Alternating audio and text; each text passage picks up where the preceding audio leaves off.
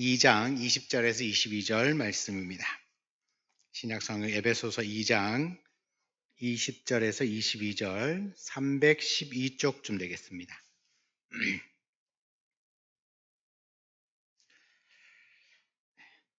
신약성경 에베소서 2장 20절에서 22절 말씀입니다. 같이 한번 합독하겠습니다.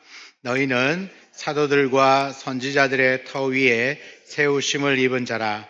그리스도 예수께서 친히 모퉁이 돌이 되셨느니라. 그의 안에서 건물마다 서로 연결하여 주 안에서 성전이 되어가고, 너희도 성령 안에서 하나님이 거하실 초소가 되기 위하여 그리스도 예수 안에서 함께 지어져 가느니라. 아멘. 아멘.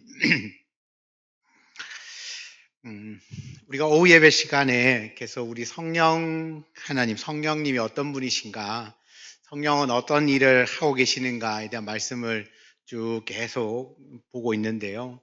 오늘 이 22번째입니다.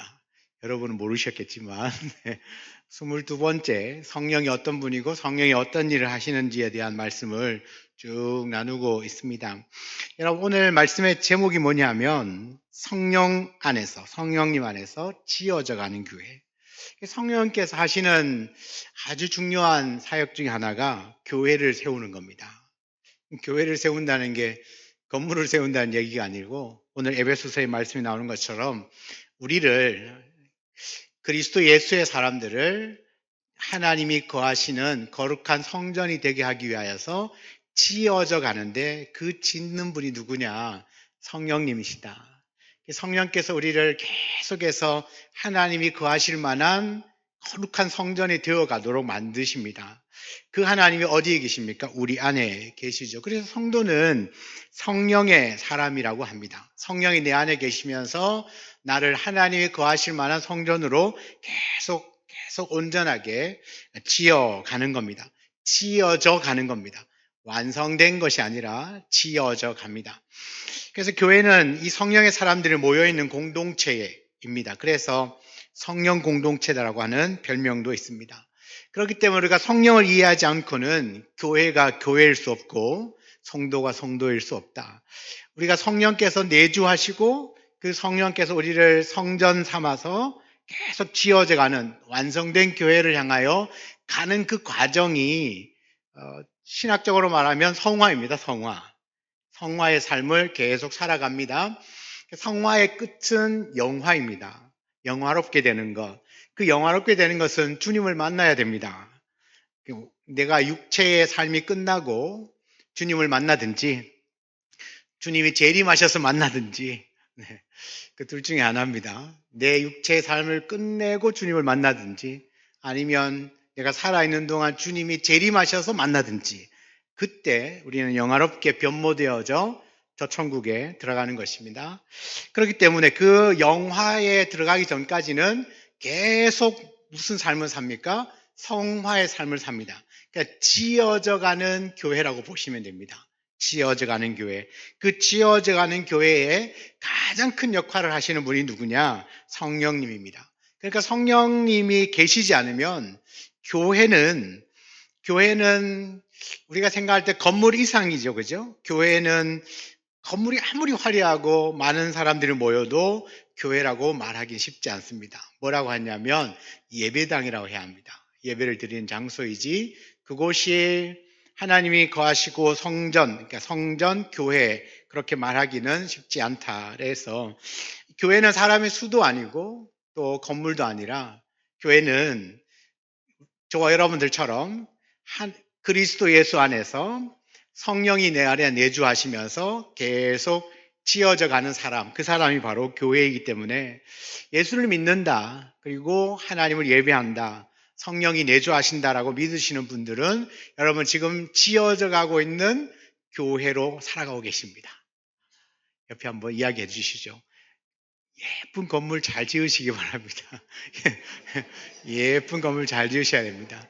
여기서 말한 교회는 건물을 잘 지으라는 얘기가 아니라, 우리가 성령께서 원하시는, 하나님이 원하시는 그 귀한 성전의 모습으로 지어져 가는 것을 원합니다.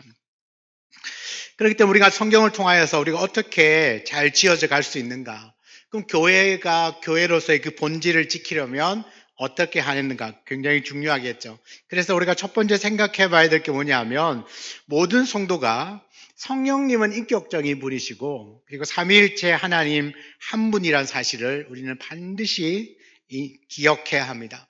여러분 성령님이 우리 안에 내주한다는 사실과 우리와 함께 한다는 사실을 절대 잊으시면 안 됩니다. 특별히 오후 예배마다 주구장창 제가 얘기하고 있지 않습니까? 하나님이 우리 안에 내주하고 계시고 우리와 함께하고 계시다는 사실, 우리가 지어져가는 교회로서 성전으로서 살아가는 사람의 가장 기본적인 생각은 내가 성령이 거하시는 성전이 되려면 그분이 내 안에 계시고 나와 함께하고 계시다는 사실을 잊지 않고 나와 함께 계신 성령님은 인격적인 분이십니다.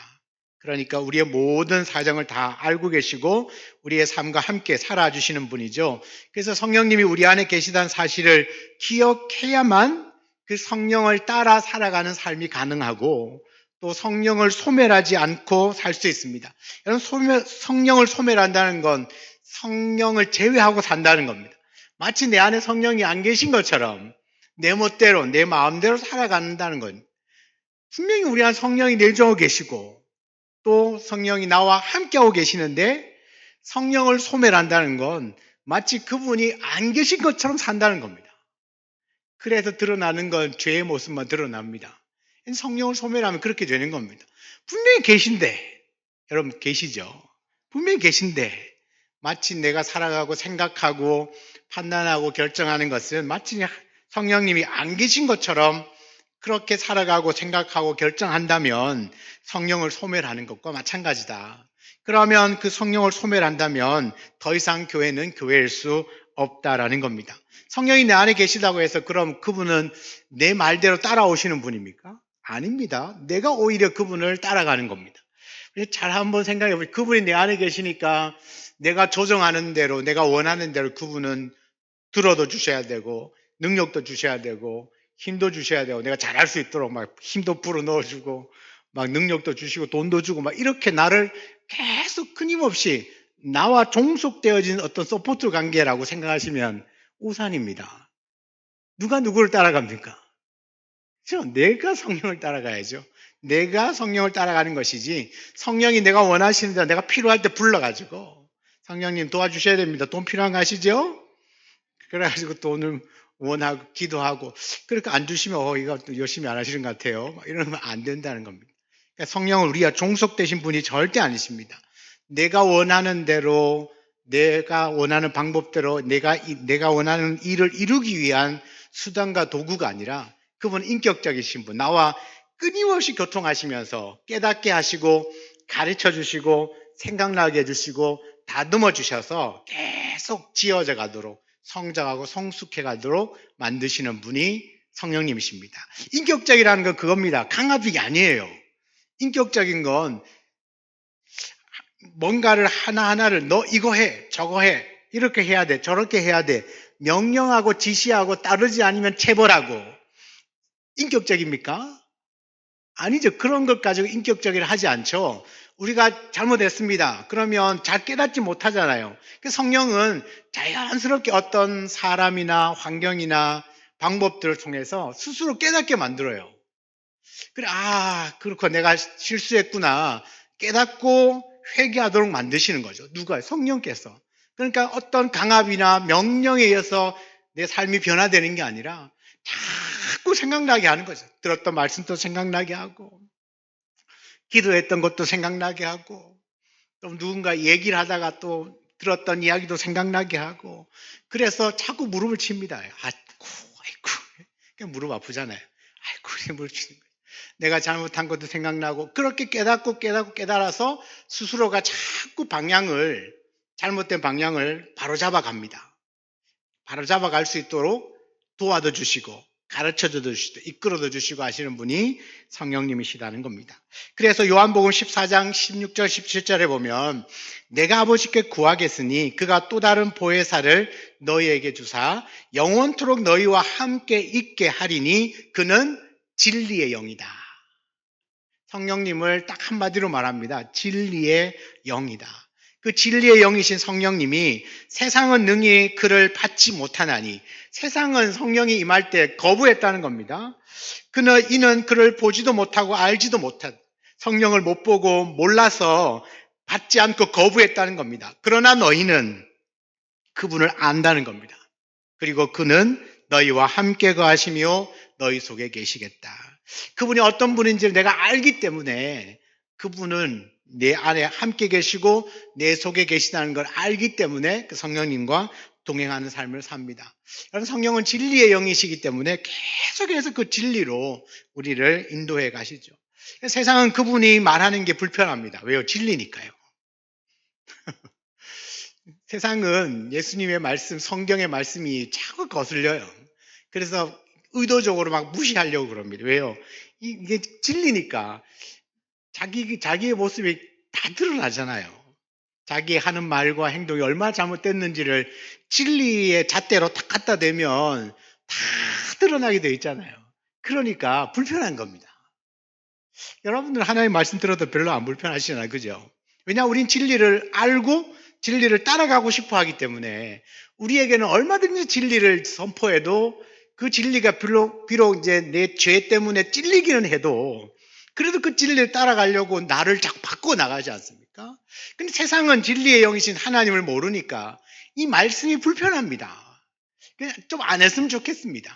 목사님 설교를 안 했으면 좋겠는데 자꾸 설교하시니까 안 듣고 싶다는 거죠. 그 성경 이야기는 안 듣고 싶다. 그래서 거절합니다. 거절. 그러면 세상은 변화될 희망이 없습니다.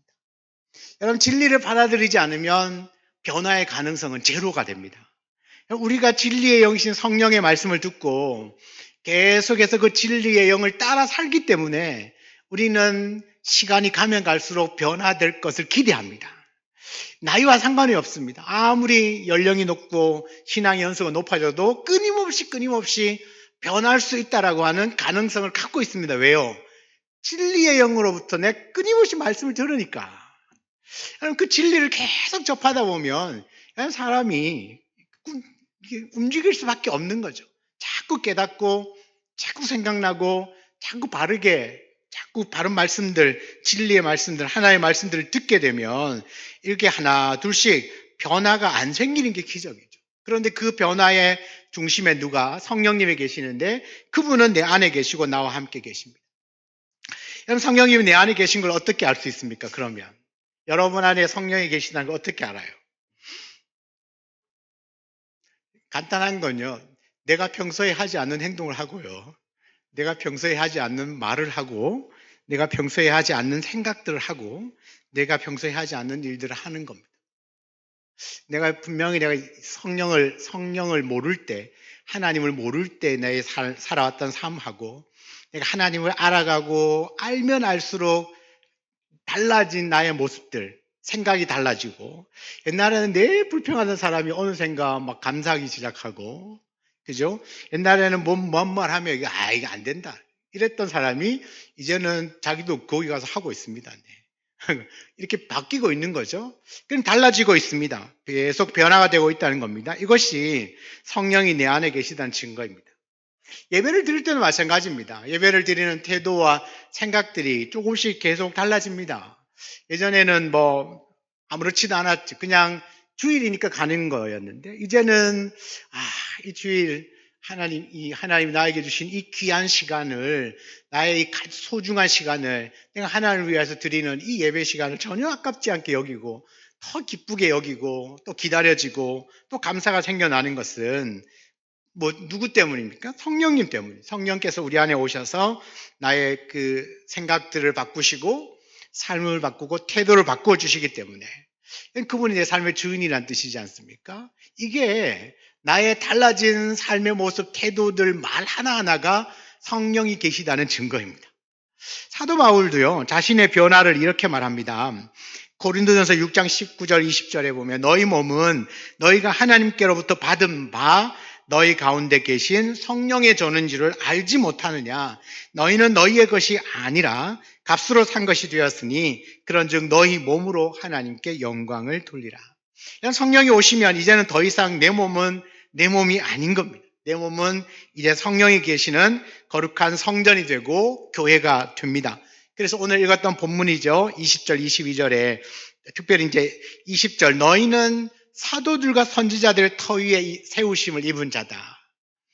우리의 그 기초가 어딘지를 분명합니다. 성전된 성도의 기초는 사도들과 선지자들의 터 위에 세우심을 입었습니다. 그러니까 우리가 교회라고 그랬죠. 건물로 비유한다면 기초가 뭐냐? 어디에 나의 교회가 세워져 있느냐? 사도들과 선지자들의 터. 무엇을 의미하는지 아십니까? 사도들은 신약 성경을 말하고요. 선지자는 구약 성경을 말합니다. 신구약 하나님의 말씀 위에 세움을 입었다는 겁니다. 그리고 그리스도 예수께서 친히 모퉁이 돌이 되셨습니다. 우리 그 성전의 건물 가운데 예수님이 모퉁이 돌로 탁 박혀 있습니다. 그러니까 여러분이 다 성전이고 교회가 되는데, 지어져 가고 있는데, 여러분의 그 건물의 기초는 신구약의 하나님의 말씀이고, 그 건물의 균형을 잡아주는 모퉁이 돌에는 그리스도라고 하는 모퉁이 돌이 탁 박혀 있습니다. 그 모퉁이 돌을 중심으로 해서 좌우 높이를 설정해서 짓는 거잖아요, 건물을. 그것처럼 예수님이 모퉁이 돌이 되시고, 여러분 신구약 성경의 그 반석 위에 여러분의 교회가 지어져 갑니다. 21절, 그 안에서 건물마다 서로 연결하여 주 안에서 성전이 되어 갑니다. 되어가고 있습니다. 진행형입니다. 너희도 성령 안에서 하나님의 거하실 처소가 되기 위하여 그리스도 예수 안에서 함께 지어져 가느니라. 그리스도 예수 안에서 함께 지어져 가는 성전, 완성된 건물이 아니기 때문에 조금은 삐뚤할 수 있습니다. 조금은 가다가 걸려 넘어질 수 있습니다. 예쁘지 않은 모습들이 분명히 있을 수 있습니다. 왜요? 완성되지 않았기 때문에. 그러니까 너는 예수 믿으면서 왜 성질이 그 모양이냐, 이렇게 얘기를 하면 돼요. 예수를 믿어도 성질이 안 바뀔 수 있습니다. 이해를 하셔야 됩니다. 그렇지만 기대하는 게 있습니다. 변화가 될 것이다. 자꾸 더 좋아질 거다. 더 성숙해질 것이다. 더 부드러워질 것이다 라고 기대를 하는 겁니다. 지금의 모습을 보면 여전히 모난 모습, 깎여지지 않는 모습이 있어서 사람을 찌르기도 하고 걸려 넘어지게도 만들지만 그럴 수 있습니다. 왜요? 지어져 가고 있기 때문에, 완성이 아니기 때문에. 그렇지만 기대하는 게 있습니다. 더 나아질 거라고, 더 예쁜 모습으로 바뀌어질 거라고, 더 부드러워질 것이라고 기대하는 겁니다. 그런 기대를 할 수 있는 이유는 뭐냐? 성령이 내 안에 계시고 나와 함께 계시기 때문에. 두 번째는요, 우리 안에 계신 성령께서 우리를 사용하실 수 있도록 우리 자신을 내어드리는 것입니다. 여러분, 성도의 삶은 예외 없이 성령 안에서 살아가는 삶입니다. 그리고 우리는 더 이상 육신에 있지 않고 영에 속한 사람입니다. 성령님은 우리를 다스리시고 인도하고 통제하는 삶을 살죠. 여러분, 마귀의 목적은 그 하나님과 우리 사이의 관계를 깨뜨립니다. 그래서 교회가 영적이지 않도록 계속 세속적으로 흘러가도록 만들죠.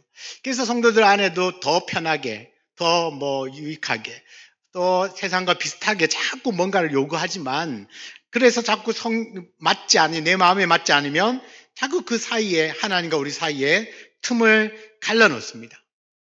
여러분, 세상이 교회를 더 이상 두려워하지도 않고 따르지도 않습니다. 교회에 기대하지도 않습니다. 놀라지도 않습니다. 왜냐하면 교회가 세상과 너무나 다르지 않기 때문에, 똑같기 때문에 세상 사람들은 교회를 어떻게 보면 따라오지도 않고 두려워하지도 않고 겁먹지도 않습니다. 예전에 70년, 80년대에는 교회가 세상을 이끌었습니다.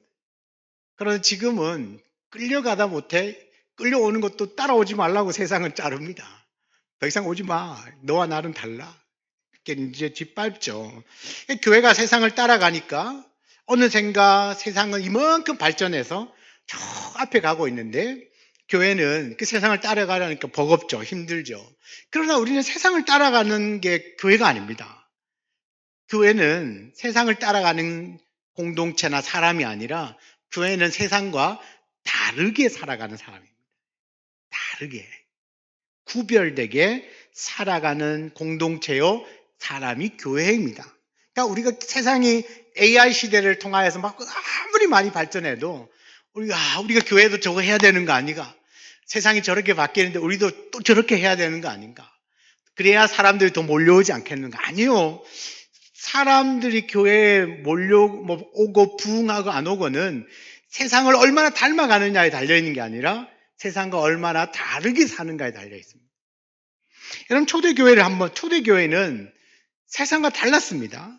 사도행전 2장 43절에 보면 사람마다 두려워하는데 뭘 두려워합니까? 사도들로 말미암아 기사와 표적이 많이 나타나니 믿는 사람이 다 함께 있어 모든 물건을 서로 통용하고 또 재산과 소유를 팔아 각 사람의 필요를 따라 나눠주니까 사람을 두려워하는 겁니다. 아, 교회가 이런 거구나. 그래서 사람들은 두려워합니다. 교회를 두려워하죠. 그죠? 기적과 표적이 나타나서 두려워하는 게 아니라 보십시오. 믿는 사람들이 다 함께 있어서 물건을 서로 통용하고 재산과 소유를 팔아서 각 사람의 필요를 따라 나눠주지 않습니까? 사도행전 4장 34절에는 그 중에 가난한 사람이 없었다 라고 할 만큼 자기의 재산을 내어놓고 그 재산을 필요에 따라서 나누어 주니까 그 예루살렘 교회 근처에 예를 들면 이 마산이라고 하는 시내 안에는 가난한 자가 없었다는 겁니다. 그만큼 삶으로 보여준 거죠. 다르게 산 겁니다. 세상 사람들과는 다른 삶을 살았을 때 성경은 뭐라고 기록합니까? 사람마다 두려워하는 것입니다. 여러분, 세상이 흉내낼 수 없는 일을 계속 하니까 세상이 교회로부터 도전을 받아요. 교회를 두려워했던 겁니다. 그래서 그들은 적은 숫자이지만 세상에 큰 영향력을 미치는 교회가 될 수 있습니다.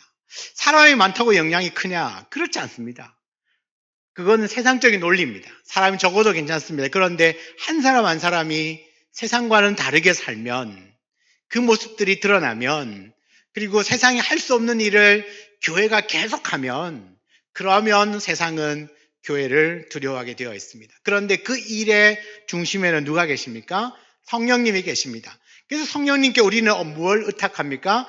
주님, 성령이 하시는 그 일에 나를 좀 사용해 달라고. 내가 쓰임받기를 원합니다. 그런 마음으로 성령께 의탁하는 겁니다. 세 번째는요, 성령의 뜻을 분별할 수 있는 기준이 뭐냐? 말씀입니다. 말씀 위에 서 있어야 합니다. 여러분, 이런 말이 있습니다. 성령 공동체인 교회는 성경 공동체다. 성경 공동체는 성령 공동체다.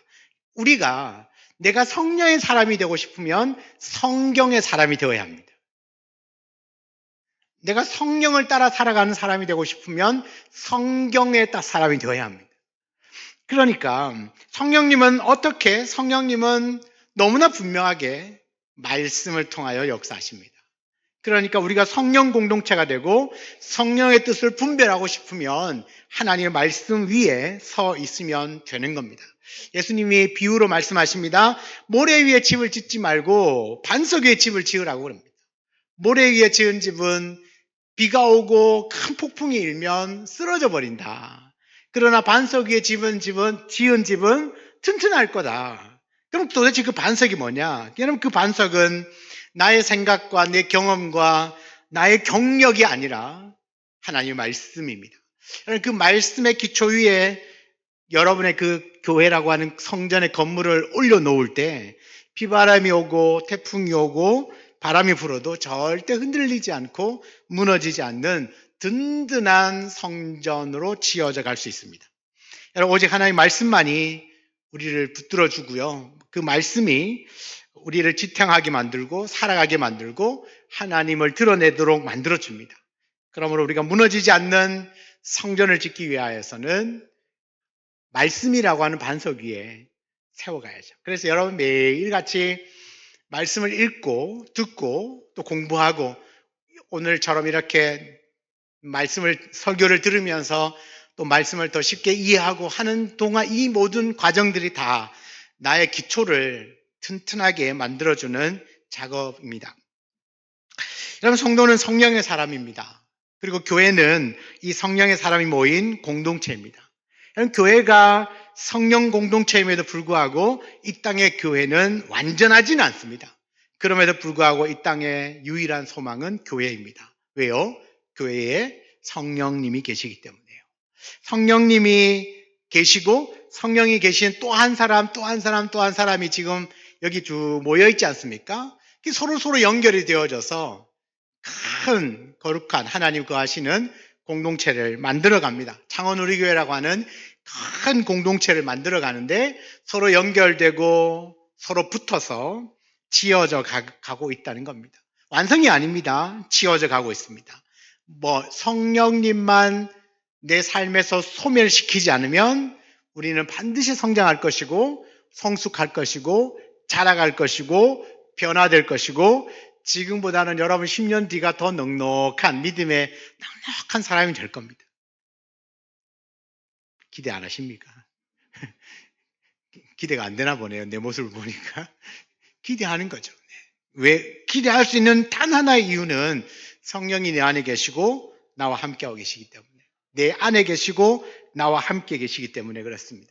여러분 성령 충만할 때 성도는 성도다워지고 교회는 교회다워지죠. 교회의 본질을 회복하는 길은 성령으로 충만해지는 것입니다.